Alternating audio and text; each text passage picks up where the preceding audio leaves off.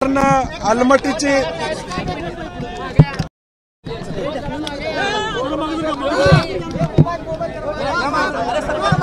कर्नाटक सरकारने आलमटीच्या संदर्भात जी भूमिका घेतलेली आहे त्या संदर्भात तिथं आज सर्वपक्षीय चक्काजाम आंदोलन होतं। त्यामध्ये सर्व पक्षाचे लोकप्रतिनिधी असतील, सांगली, सातारा, कोल्हापूर असतील, हे सगळे आम्ही उपस्थित होतो आणि राज्य शासनाने निर्णायक भूमिका घ्यावी, फक्त घोषणा न करता त्यामध्ये ठोस अशी भूमिका घ्यावी अशी आमची अपेक्षा आहे। आणि म्हणून आजच्या चक्काजाम आंदोलनानंतर राज्य शासनाने 21 लेखी पत्र आम्ही वर्तमानपत्रात वाचत होतो, बैठक आहे परंतु लेखी पत्र नव्हतं, त्यांनी लेखी पत्र दिलेलं आहे, आमचं आंदोलन थांबण्यास विनंती केलेली आहे। आमची भूमिका एवढीच आहे की राज्य शासनाने कणखरपणे केंद्रामध्ये ही भूमिका मांडावी, जेणेकरून पुराचा धोका आमच्या 3 जिल्ह्यावरचं संकट हे दूर होईल। यांनी आश्वासन काय दिलेलं आहे तुम्हाला आणि बैठकीला बोलवलं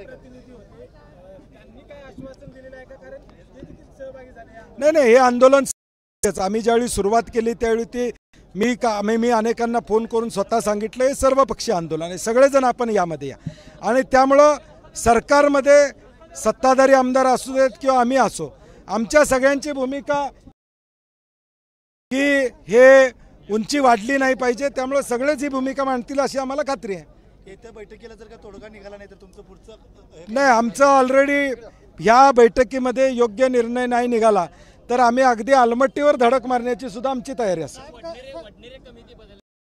नाही, कमिटी काही जे निकष आलेले आहेत किंवा काही गोष्टी आलेल्या आहेत त्या काही योग्य असतील, परंतु आलमट्टी बाबतीत त्यांचं जे काय या ठिकाणी अभ्यास आहे, मी त्यांच्या अभ्यासावर बोलणार नाही, ते सिनियर अधिकारी राहिलेले आहेत, परंतु आमचं त्या आलमट्टीच्या विषयावर त्यांनी जे म्हटलेलं आहे की पुराचा फटका बसणार नाही, त्याच्यावर आमच्या सगळ्यांचं दुमत आहे। त्यामुळे त्या कमिटीचा अहवाल कुठंतरी कर्नाटक सरकार उद्याच्या भविष्यकाळात देईल, त्यामुळे तो वडनेरे कमिटी रद्द घ्यावी। शेवटी ते सरकार त्यांची भूमिका मांडते, आमची अपेक्षा आमच्या सरकारनं आमची भूमिका मांडावी।